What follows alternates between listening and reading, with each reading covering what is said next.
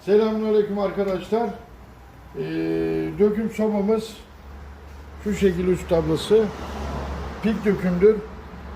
Camlar size demonte gelir, muhafaza da gelir.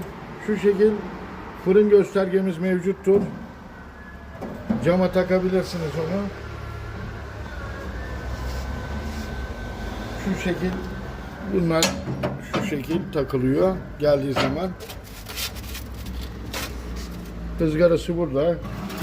Küllüğünü kapağı açmadan alabilirsiniz. Alan arkadaşlara hayırlı olsun. Odunu buradan da atabiliyorsunuz. Duman çıkmadan. Şöyle.